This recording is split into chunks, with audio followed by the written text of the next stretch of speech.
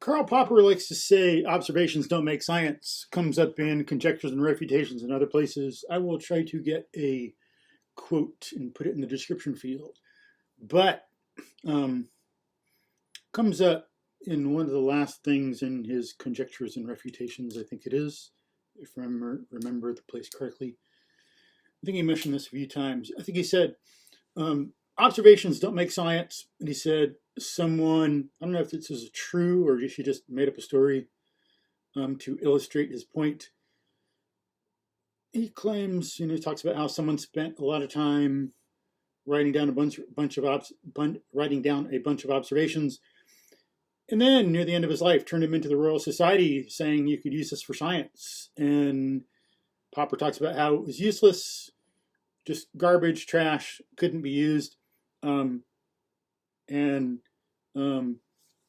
said they couldn't make science out of it. Don't be surprised if it ends up on the trash heap.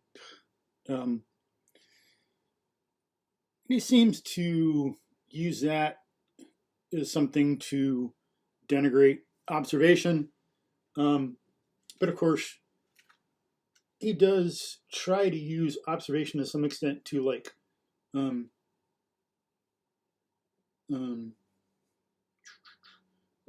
falsify stuff. But it's kind of silly if you think about it. The list could be good according to his Popper's misconception of science, because someone could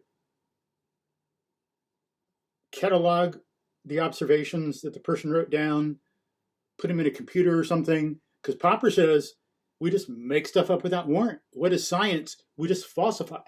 So you got this big list of observations that could falsify stuff. It would be very useful according to Popper's conception. So he's kind of actually contradicting himself. But in a proper view, if we grasp what science is, what we really do in real life, what Galileo did, what Marie Curie did, what Newton and Darwin and others, William Harvey did, Aristotle,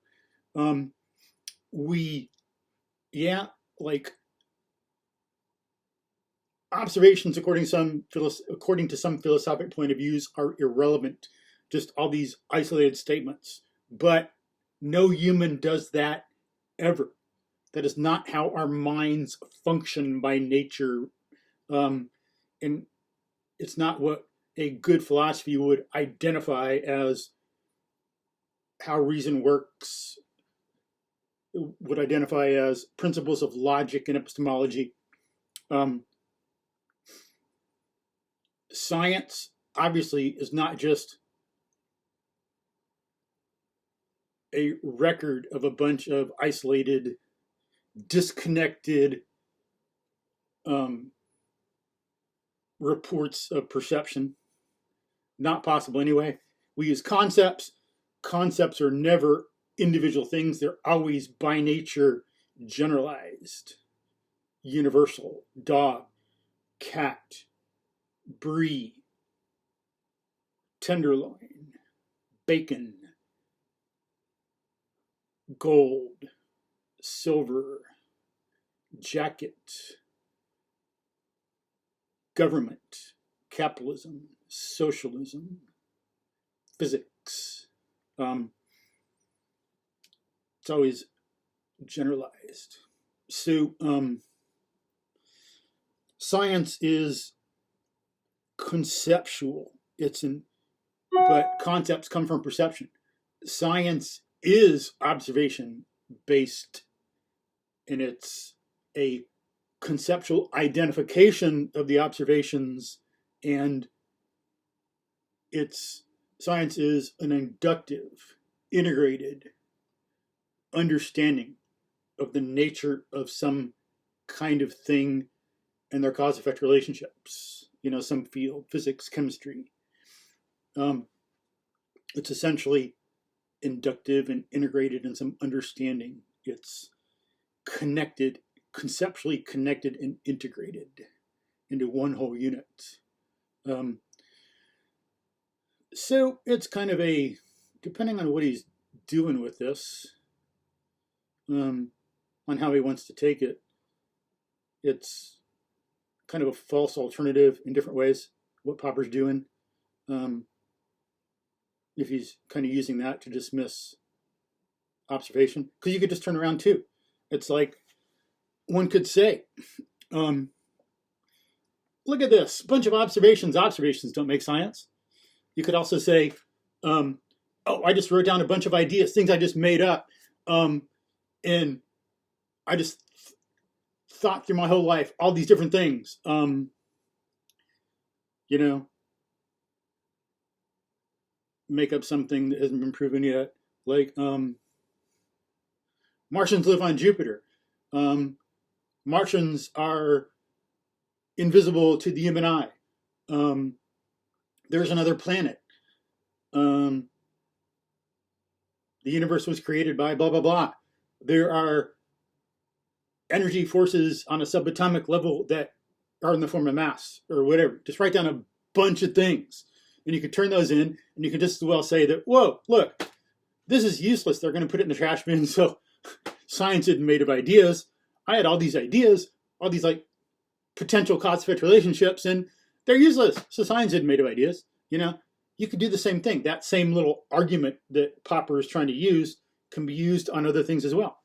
Or you could make up a bunch of things that could be falsified. And that's what Popper claims science is.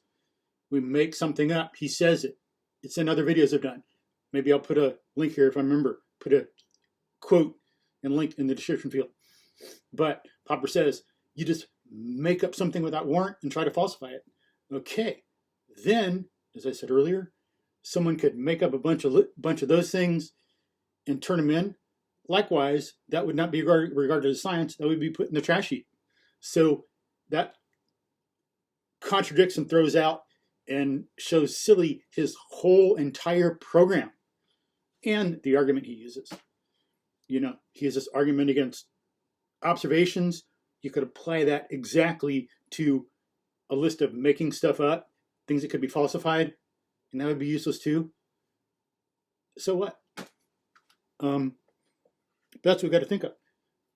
We should not take his argument in isolation. Think about it in principle. It's something that applies to observations.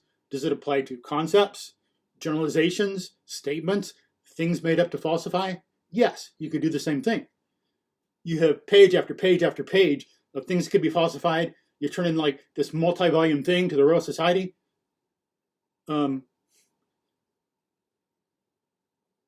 Maybe Martians made evolution. Maybe Jupiterians made evolution. Try to falsify it. A bunch of things that could be falsified. Maybe, or instead of maybe, you know, we want to falsify it according to Popper. So Martians made evolution. Jupiterians affected evolution. We are controlled by some beings in outer space. We are in a computer simulation. We are in a Martian simulation. We are in a quantum mechanics simulation.